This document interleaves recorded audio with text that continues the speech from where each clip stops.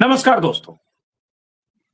Iran ने अगर America की जिद नहीं मानी, अमेरिका की शर्तें नहीं मानी, ट्रंप से ईरान ने अगर डील नहीं किया, ईरान ने अगर स्ट्रेट ऑफ हॉर्मुज नहीं खोला, ईरान ने अगर ट्रंप के अल्टीमेटम को हल्के में लिया, तो क्या अमेरिका ईरान को स्टोन एज में भेज देगा, यानी पाषाण काल में भेज देगा? स्क्रीन पर आप एक ट्वीट देख रहे हैं, अमेरिकी रक्षा मंत्री वॉर सेक्रेटरी का ट्वीट। 5 शब्द हैं, बैक टू स्टोन एज। ये वो शब्द हैं जो अमेरिकी राष्ट्रपति बीते 72 घंटों से कई बार दोहरा रहे हैं। आज भी राष्ट्र के नाम संदेश में ट्रंप ने कहा कि अगर ईरान ने उनकी बात नहीं मानी तो ईरान को स्टोन एज में भेजा जाएगा। यह भी कहा 2 हफ्ते में बड़े हमले और कड़े हमले ईरान पर होंगे। साथ में अपनी पीठ थपथपाई, एक तरफा जीत का ऐलान किया, ईरान को तबाह और बर्बाद करने का ऐलान किया, ईरान में रिजीम चेंज करने का भी ऐलान किया कि ईरान में वो रिजीम है नहीं, बड़े नेताओं की किलिंग हो गई, रिजीम अपने आप चेंज हो गए।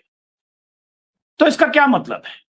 लेकिन स्ट्रेट ऑफ हॉर्मुज से पल्ला भी झाड़ा। हमारे साथ एक खास मेहमान है जिन्हें आप हमारे यूट्यूब चैनल पर कई बार देख चुके हैं, जमीर अब्बास जाफरी साहब।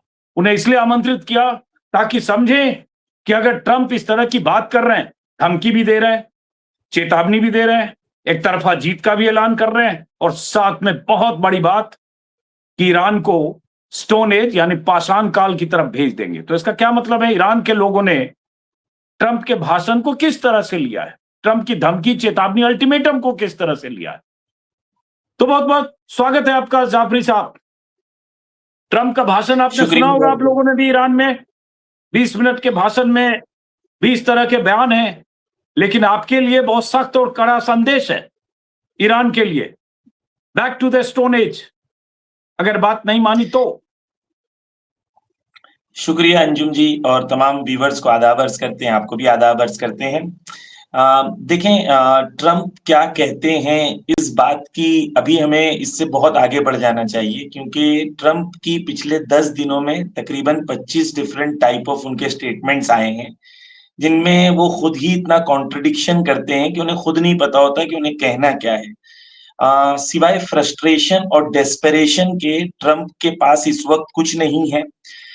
इसलिए पहले उन्होंने कहा कि होर्मुज खोलना पड़ेगा, फिर कहा 48 घंटे में खोलना पड़ेगा, फिर कहा नहीं 48 घंटे नहीं, 5 दिन का टाइम है, फिर कहा कि 10 दिन का टाइम है, फिर कहा कि हम नहीं खोलेंगे, फिर कहा कि कोई और खोलेगा, कहा यूके खुद खोल ले, फ्रांस खुद खोल ले, कल कहा कि हम नहीं खोलेंगे। हमने पहले 2 दिन में उन्होंने 9 बार कहा कि हमने ईरान को हरा दिया है। तो ट्रंप की बात जो है, मुझे लगता है कि अब दुनिया कोई सीरियस नहीं ले रही है। मार्केट मैनिपुलेशन और अमेरिका के डोमेस्टिक मार्केट और ऑयल प्राइसेस को इन्फ्लुएंस करने के लिए वो तमाम स्टेटमेंट्स देते हैं। इन रियलिटी ऑन ग्राउंड उनके स्टेटमेंट का असर 0 है। हाँ, तो ठीक है, ये आपने कहा, लेकिन ये भी सही है कि 32 दिनों से चल रही जंग में ईरान में हजारों बम बरसे हैं, 1500 से ज्यादा लोग मारे गए हैं, भयंकर तबाही हुई है। और अब अमेरिका से जिस तरह से फौजों की रवानगी हो रही है, युद्धपोतों की रवानगी हो रही है, वेस्ट एशिया में जिस तरह से तैनाती हो रही है मरीन्स और पैराट्रूपर्स की, और साथ में अगर ये इस तरह की बात ट्रंप कह रहे हैं कि 2 हफ्ते के भीतर या 2 हफ्ते बाद बड़ा हमला होगा, तो इसका मतलब अमेरिका इस जंग से बाहर नहीं जा रहा है, जीत के एक तरफा ऐलान के साथ किसी बड़ी लड़ाई की तैयारी भी कर रहा है, या कहीं बड़ी चढ़ाई की तैयारी कर रहा है। देखिए अंजुम जी, जो डेटा और स्टैटिस्टिक्स हमारे सामने है, उससे बिल्कुल क्लियर है कि अमेरिका की मिलिट्री की पोजीशन इस वक्त क्या है। जैसा कि आपने खुद ही न्यूयॉर्क टाइम्स की रिपोर्ट देखी है कि इनके 30-40 हजार सोल्जर्स इस वक्त होटल्स में रह रहे हैं, और इनके सोल्जर्स इस वक्त जो हैं वो मिलिट्री बेसिस में भी नहीं है। इनके मिलिट्री बेसिस की हालत, 13 मिलिट्री बेसिस तबाह हो गए हैं। तो अगर आपके 40 हजार सोल्जर्स कुछ नहीं कर पाए, तो 15-10 हजार सोल्जर्स आप नए लाके क्या कर लोगे? एक तरफ अंजुम जी ये टोटल अपने सोल्जर्स को बढ़ा के भी 60 हजार तक ले जाएंगे। ईरान के 9.5 लाख सोल्जर्स जो है वो ऑफिशियल है, और 1 करोड़ सोल्जर्स उनके बसीजी हैं। तो कहां पर तुलना की जा सकती है कि ये जमीन पर आएंगे? प्लस आप जानते हैं अंजुम जी, अगर जमीन पे जो भी सोल्जर्स आते हैं उनको एक डिप्लॉयमेंट चाहिए होता है, बैकअप चाहिए होता है, उनको सप्लाई चेन चाहिए होता है, उनको रुकने की जगह चाहिए होती है। अगर जमीन पर आते हैं इनके सोल्जर्स तो सिवाय सुइसाइड एम्बिशंस के, तमाम मिलिट्री एक्सपर्ट्स कह रहे हैं दुनिया में सिवाय सुइसाइड के या किल बॉक्स के इनके पास कोई ऑप्शन नहीं है। लेकिन क्योंकि ये फ्रस्ट्रेटेड है, डेस्परेट है, कोई इनके मिलिट्री ऑब्जेक्टिव्स पूरे नहीं हो रहे हैं, तो शायद ये करें, अपने सोल्जर्स को मरवाएं और बंधक भी बनेंगे इनके सोल्जर्स, प्रिजनर्स ऑफ वॉर भी बनेंगे। लेकिन ये सब करेंगे ताकि अमेरिका में पब्लिक ओपिनियन को वॉर के फेवर में कराया जाए। इसके अलावा इनके पास कोई ऑप्शन नहीं है, कोई वॉर ऑब्जेक्टिव ऑन ग्राउंड ये हासिल नहीं कर पा रहे। लेकिन ये बताइए जाफरी साहब, ये कहना कि वार ऑब्जेक्टिव हासिल नहीं कर पा रहे, ठीक है, उनके बयानों से देखें, लेकिन फिर मैं कहूंगा कि अगर अमेरिका इस जंग में डटा रहा तो ईरान, बार बार ये आती है कि अब ईरान के पास स्ट्रेट ऑफ हॉर्मुज के तौर पर एक ट्रम्प कार्ड है और वहां ईरान की भौगोलिक स्थिति बेहतर है और ईरान से अमेरिका शायद वहां जाकर लड़ना भिड़ना ना चाहे। लेकिन अगर ईरान के बरक्स अमेरिका अपनी पूरी ताकत लगाकर ग्राउंड ट्रूप्स को उतारता है तो अमेरिकी फौजों में भी तबाही होगी, लेकिन ईरान को भी एक बहुत बड़े ताकतवर मुल्क के साथ एक बड़ी लड़ाई के लिए तैयार रहना होगा। ये इस तरह से नहीं है कि कुछ मिसाइलें यहां दागी, कुछ मिसाइलें वहां दागी, कुछ ड्रोन वहां फेंके, कुछ ड्रोन वहां उतारे, वो एक अलग किस्म की लड़ाई हो जाएगी, वॉरफेयर हो जाएगा। तो क्या ईरान इसके लिए भी तैयार है? अंजुम जी, ईरान ने 20 साल इस जंग की तैयारी की है और 100 लेयर्स में ईरान के प्लान है, 100 लेयर्स में। यानी अगर एक लेयर नहीं चलता तो नेक्स्ट लेयर और नेक्स्ट लेयर, इसे पूरे डॉक्ट्रिन ऑफ वॉर है जो आयतुल्ला खामेनाई ने बनाया है। तो ये जो ईरान में आने की बात कर रहे हैं, तो ये तो 2-4 की बात है कि एक तरफ 9.5 लाख सोल्जर्स और एक तरफ 60,000 सोल्जर्स, और दो टाइप के जज्बे। एक वो सोल्जर्स जो दूसरे मुल्क में एंटर कर रहे हैं उनके ऑयल पे कब्जा करने के लिए, दूसरे वो सोल्जर्स जो अपने मातृभूमि की रक्षा के लिए जा रहे हैं। दोनों में जज्बे में जमीन आसमान का फर्क है। दूसरी चीज, ईरान के चारों तरफ जाग्रोस पहाड़ है, ये तो आप जानते ही हैं, और इन पहाड़ों पे ईरान की गुफाएं हैं। एक तो पहली बात, ईरान के पास 9.5 लाख से ज्यादा सोल्जर्स हैं जो ऑफिशियल हैं, 1 करोड़ से ज्यादा ईरान के बसीज हैं जो ट्रेंड है लड़ने के लिए।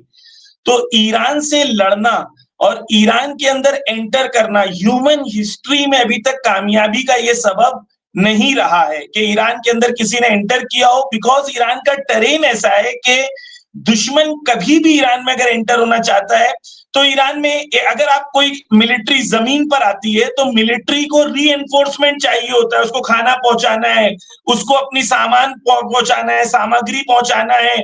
तो ये कैसे पहुंचेगा जब ओपन लैंड है, पहाड़ है? हमारे पास जो यहाँ लड़ रहे हैं उनके पास गुफाएं हैं और उनके पास तमाम चीजें हैं, दुश्मन के पास कुछ नहीं है और दुश्मन मिसाइल मार सकता है।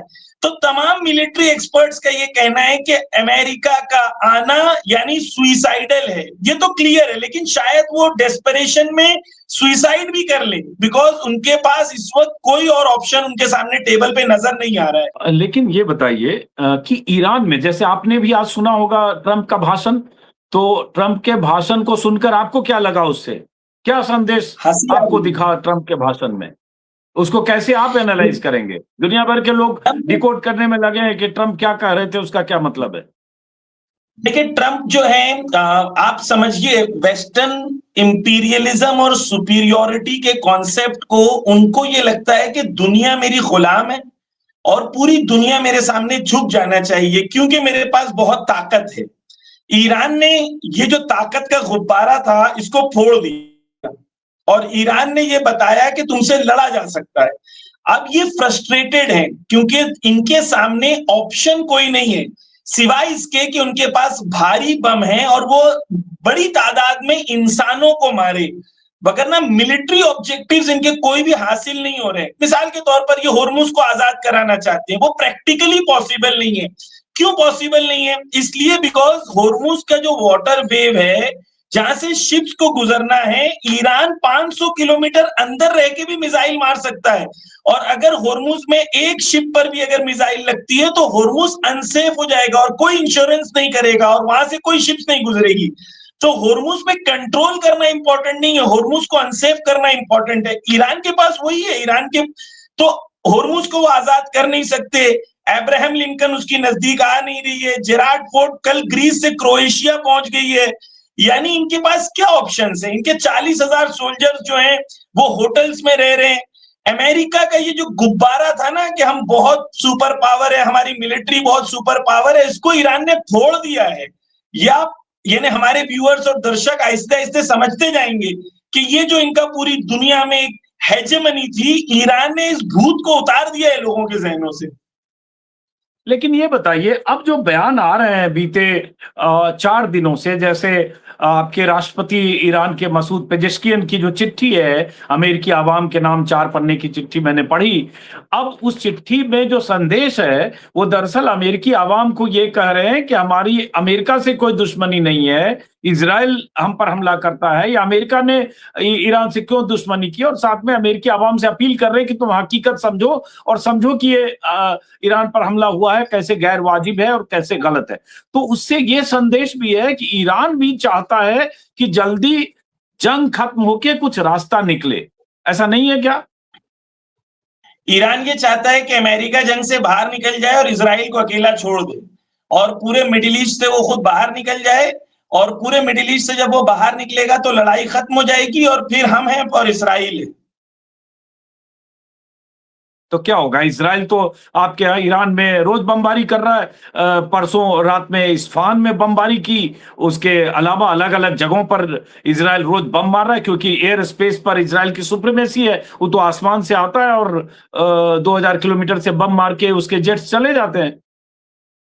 और उसी रात को इसराइल और टेल अवीव और अराद और दीमोना में भी वही होता है, क्योंकि उनके एयर के ऊपर भी ईरान की सुप्रीमेसी है और ईरान भी मिसाइल्स मारता है और उन मिसाइल्स को वो भी नहीं रोक पाते हैं। आईडीएफ के जो हेड हैं जामिर, आईडीएफ के हेड, उन्होंने जेरूसलम पोस्ट में कहा है कि IDF is about to internally collapse, यानी हम लोग अपने अंदर से ही टूट जाएंगे। क्यों? क्योंकि हमारे पास जो सोल्जर्स लड़ रहे हैं वो रिजर्विस्ट है, यानी हमारे पास सोल्जर्स नहीं है।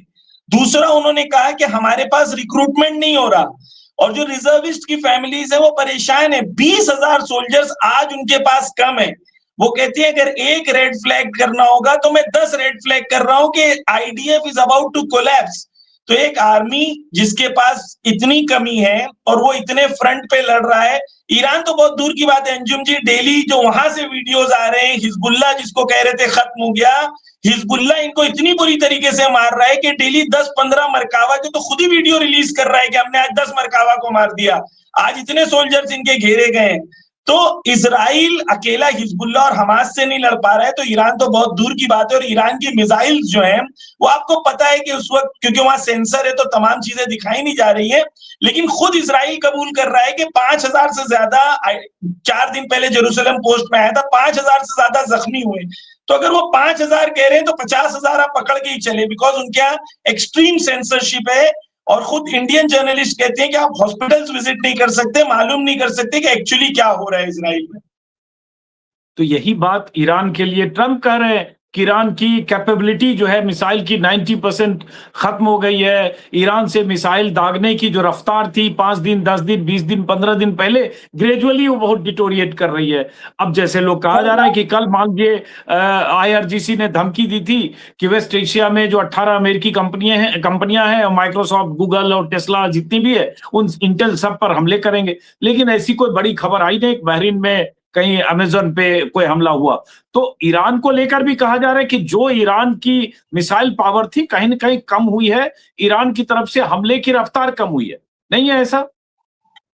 नहीं, ईरान की तरफ से ईरान ने जो पोजीशन लिया है, पहले ईरान ने, देखिए अंजुम जी, वॉर की स्ट्रैटेजी ईरान की ये थी कि पहले 3 से 6 दिनों में ईरान ने हमले ज्यादा किए और ईरान, अमेरिका और इजराइल की आंख फोड़ दी। यानी क्या, उनके तमाम radar system, third system, interceptors, IPS, F-132 इस पे मारा। 8 थार्ड में से 5 थार्ड उनके डिस्ट्रॉय हो गए हैं, उनके इंटरसेप्टर्स खत्म हो गए हैं। ये मैं नहीं कह रहा हूं, जेरूसलम पोस्ट कह रहा है कि इंटरसेप्टर्स जो है उनके वो खत्म हो रहे हैं और उनके पास इंटरसेप्टर्स अभी बचे नहीं हुए जंग में जाने के लिए।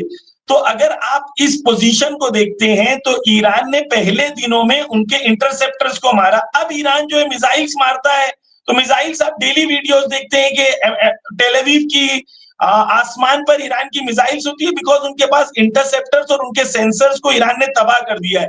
अब ईरान जो बॉम्ब्स मिसाइल्स मार रहा है वो मिसाइल की तादाद कम है लेकिन उसकी वॉल्यूम यानी उसके अंदर बम की जो कैपेसिटी है वो कम से कम 1 टन वाली मार रहा है। क्लस्टर बम तो क्योंकि ईरान उसमें ने होते अपनी हैं मल्टी म्यूनिशन। हाँ जी, तो ईरान ने अपनी स्ट्रैटेजी बदल दी है क्योंकि अब उनके जब मिसाइल्स जाते हैं तो इंटरसेप्टर्स उसे रोक नहीं पाते बिकॉज ईरान ने उसे तबाह कर दिया। तो ईरान कम मिसाइल्स मारता है लेकिन पिन पॉइंट एक्यूरेसी से मारता है, जिसकी वजह से इजराइल के अंदर अभी भी यानी मसलन कल ही मैं एक न्यूज देख रहा था, वो न्यूज का जर्नलिस्ट कह रहा था कि मसलन 12 घंटे में मैंने तकरीबन 14 बार सायरन सुने। तो 14 बार अगर सायरन सुने तो मिसाइल्स कम कहां से हो गई।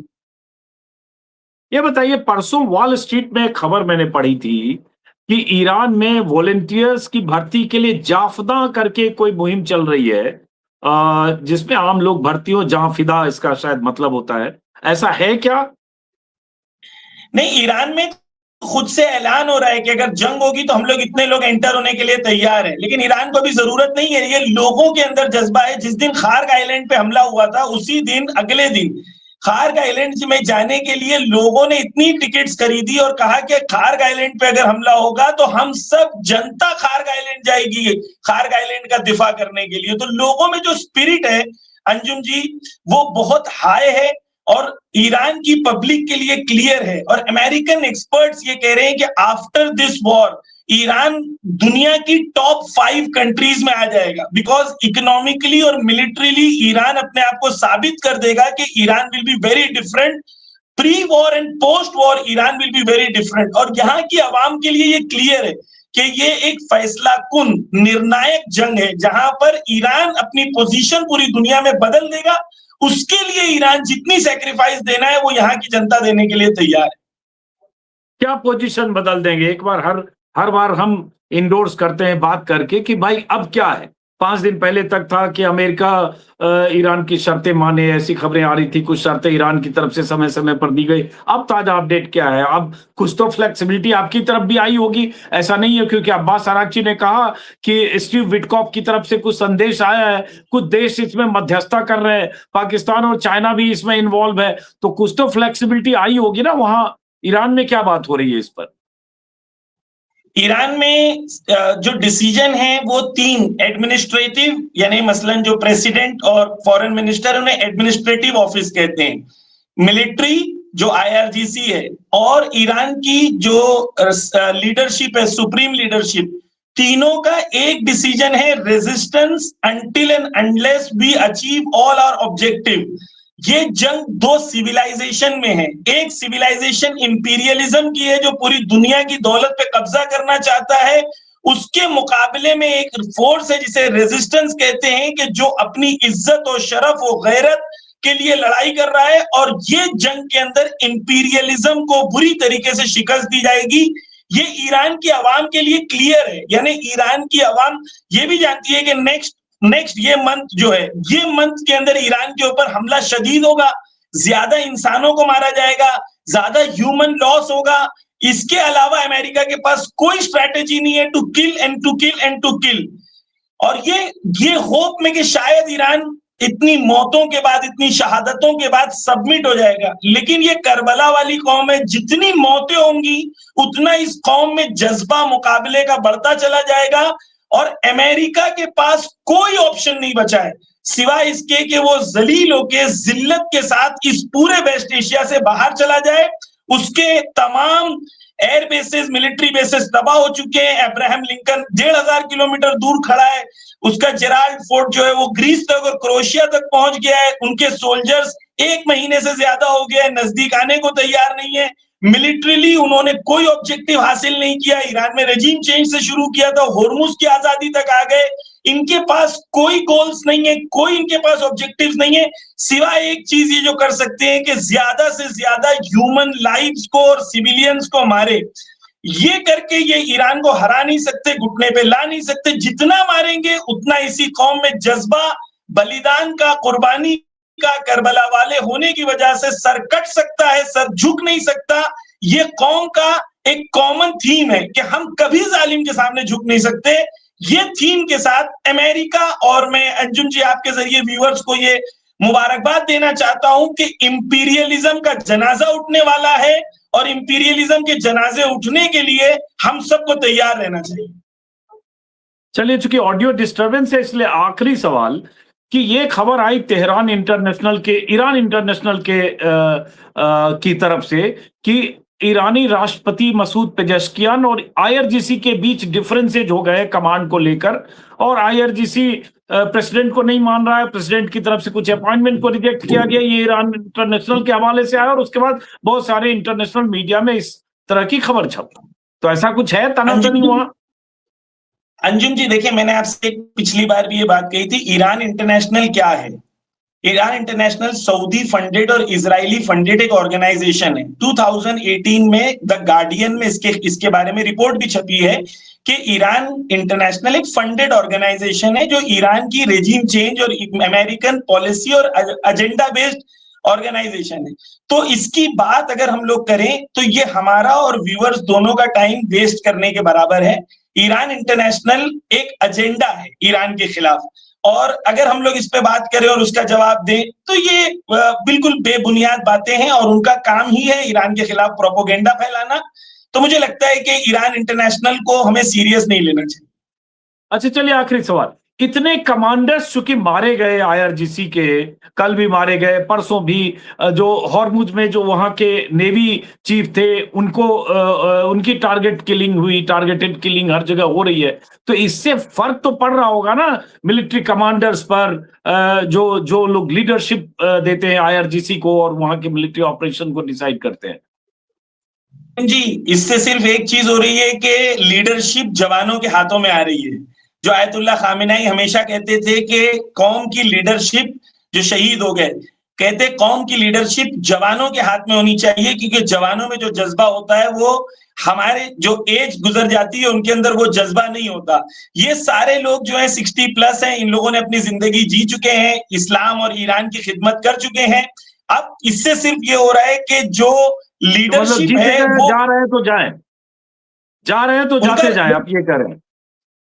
अरे यहाँ शहादत यानी खातिमे का नाम नहीं है। शहादत यानी अपने आप को बलिदान कर देना हक की राह में कुर्बानी। मेरे एक दोस्त हैं, उनके दोस्त जो हैं वो नेवी में, तो उन्होंने बताया कि आगाए तंगसीरी जिनकी शहादत हुई है वो नेवी पे आते थे बोट्स पे डेली मुलाकात के लिए। यानी ये मेरे लिए बहुत ताज्जुबावर था कि भाई आप कमांडर है, नेवी के हेड है, आपको क्या जरूरत है आप बंकर में रहे। ये हमारे व्यूअर्स को नहीं समझ में आएगा कि ईरान में मेन उनकी ताकत, उनकी आइडियोलॉजी है करबला वाली शहादत। ये इनकी स्ट्रेंथ है, इनकी वीकनेस नहीं है। जितना शहीद होंगे उतने ज्यादा मजबूत होंगे।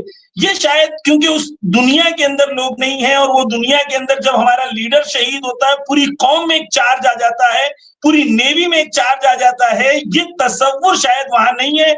वहां मौत मायूसी लेके आती है, यहाँ मौत जज्बा लेके आती है। ये दो नजरिए हैं दुनिया को देखने के और जीने के। चलिए, बहुत बहुत शुक्रिया जमीर अब्बास जाफरी साहब। आज मेरे ख्याल से नेटवर्क इशू भी है, इसलिए थोड़ी बातचीत में दिक्कत भी हुई। दर्शकों से भी माफी, और बहुत बहुत शुक्रिया जमीर साहब, बहुत बहुत शुक्रिया। आदाब।